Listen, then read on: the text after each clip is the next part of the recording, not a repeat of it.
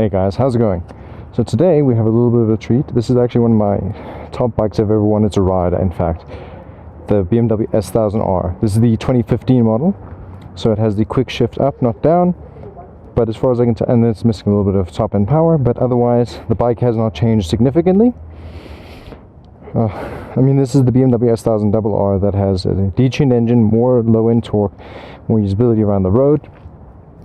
It's gorgeous looking.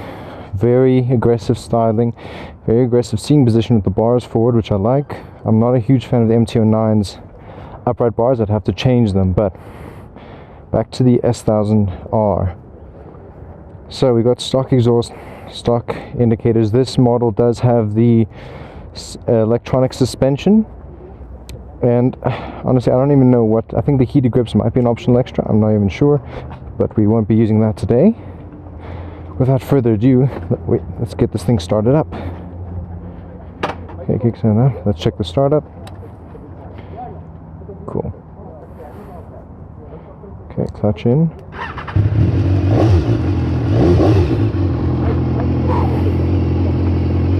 Okay. So I'm gonna give you some more details while we get moving. Okay, gear. Very quick clutch release. Let me just adjust my mirrors a bit before I go up. I think that's fine. I never know where to put a naked bike's mirrors. I'm not used to this. Okay, that should be fine. It's got fairly heavy steer. Oh wow, those brakes. I barely touched those brakes. Okay, that's fine. That's cool. Oh. This will be ride-by-wire throttle. It's got cruise control. You can turn on and off ABS and traction control, trip info, heated grips, modes. I'm in dynamic now. I'll try and see if I can get the other ones tested as well. This one has that little fly screen there, but not the touring-ish screen. So it's not going to provide the best wind protection, but let's find out how good it actually is. So we're going out the top here. The clutch is quite heavy. It's for a cable clutch. Brakes are very sensitive. The indicators have a very tactile feel. I think I've heard someone mention that before though. What else? We got full tank of fuel, gear position indicator, odometer, digital speedo. I'm going to leave it in dynamic probably. I won't go to dynamic pro because that involves turning off almost all the aids, and I'd rather keep my aids on just in case. Suspension can be changed as well to different settings. I'm going to leave it in normal. So it's semi-active, I assume, which means that you can change the settings on the fly. Let's wait for these people to go.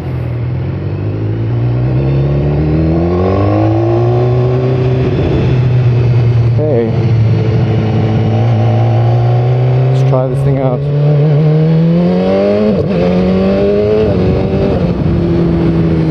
Oh, whoa, those brakes!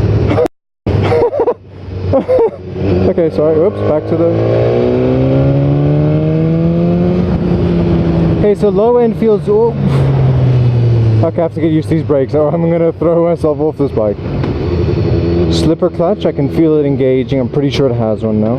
Okay, remember the brakes gotta go slow. Sheesh. Oh, those pops. Could this be an MT10 killer, guys? Let's find out. Taking my mirror right. Nope, good. Okay, I give up.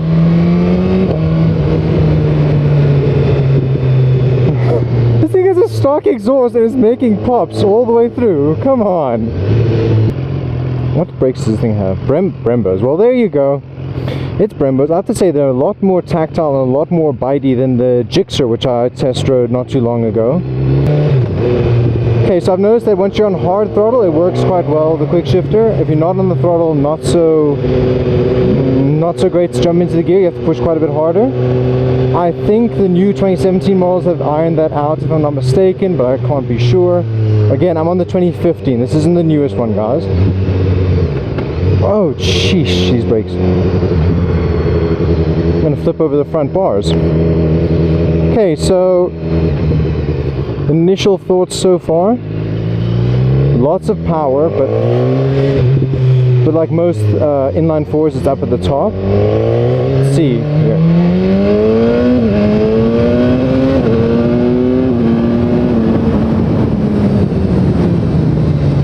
Thank God for these brakes. Woo!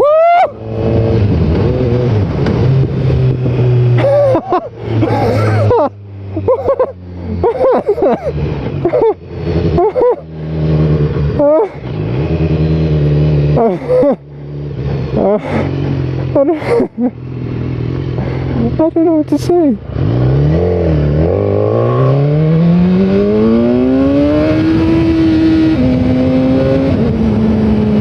No. What? As soon as I hit, what was it, 8 I think, maybe? The front wheel lifted up. I did not try. I wasn't on full throttle, guys.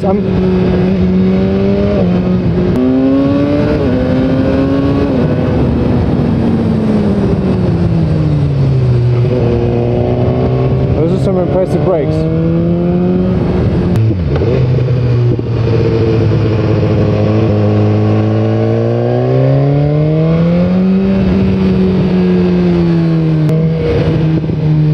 I think that the MT10 had a significant amount more low down torque, low down power than this bike. This is much more revvy than the MT10 is.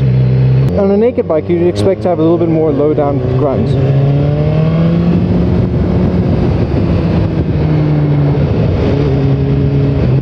Again, I don't know these roads. I don't want to go crazy.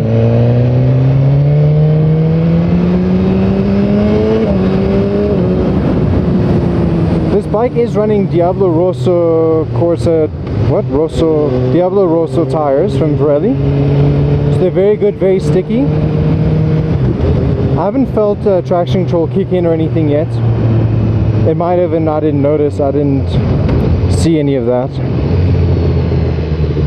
It's not as much torque as I think the MT10 has, or the Super Duke, or those kinds of bikes.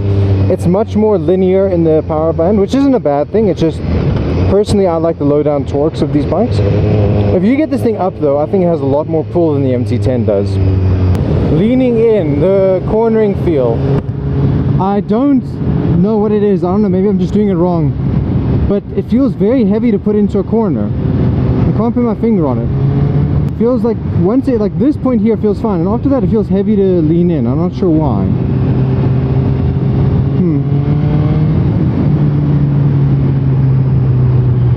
Comfort wise, the seat's a little bit hard, like compared to my bike, but it's still a soft seat overall.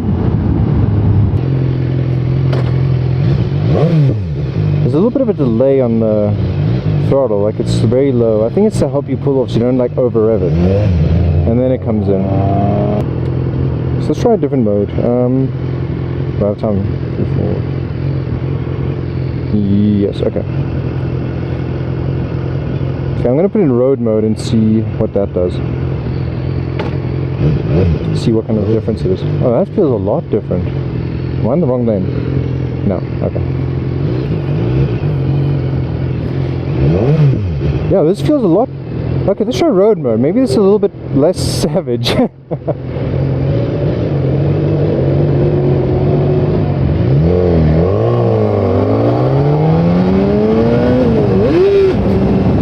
Okay, that wasn't...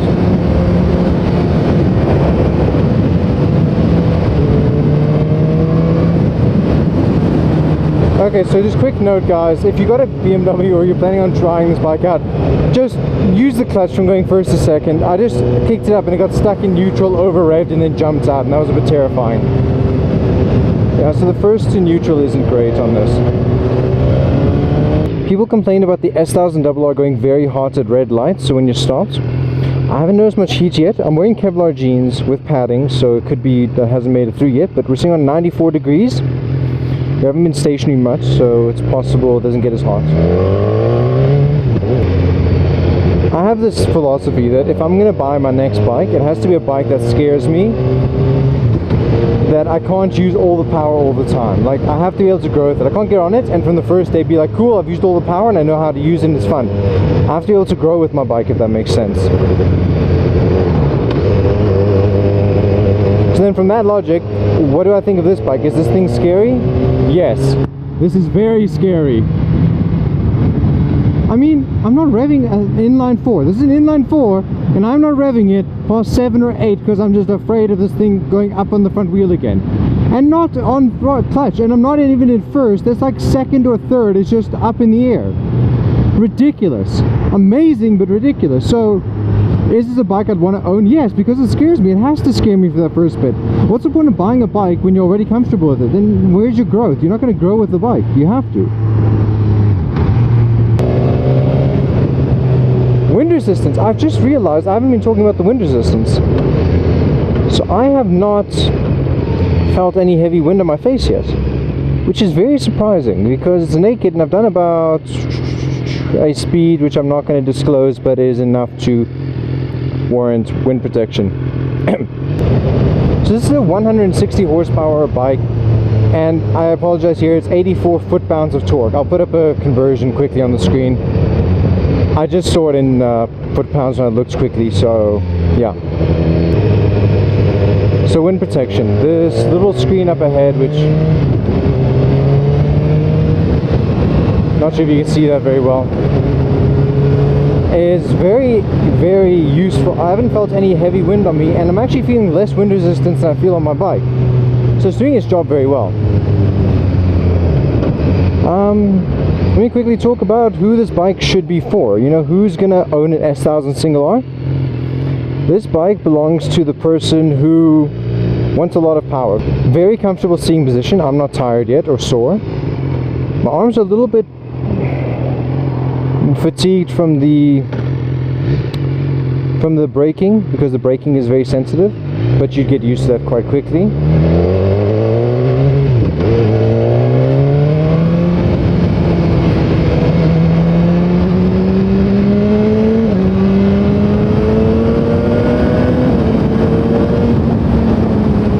Yeah, so there's some wind up at the higher speeds, but it's not even ridiculous, like with that small screen. So I just imagine that if you had that touring screen on, it would feel perfect. You wouldn't even notice the wind. So you could definitely tour with this bike.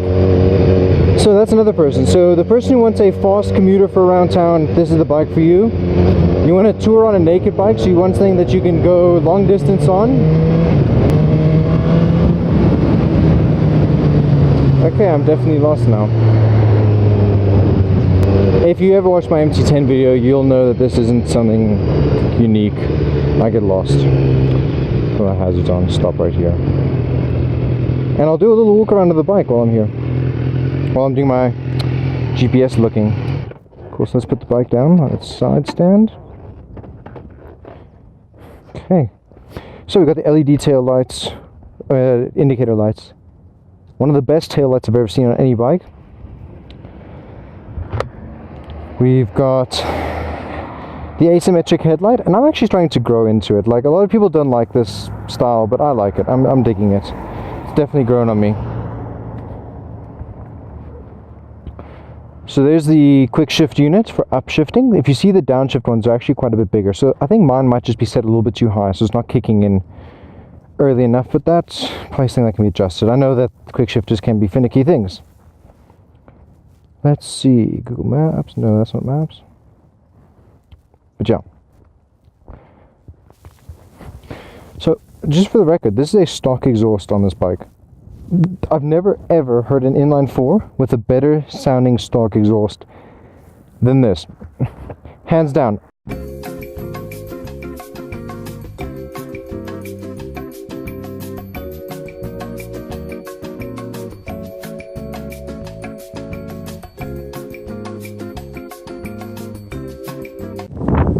Guys, so the reason I'm using my phone right now to finish off this video is just because I realized that the recording stopped, the audio recording stopped about halfway through the ride.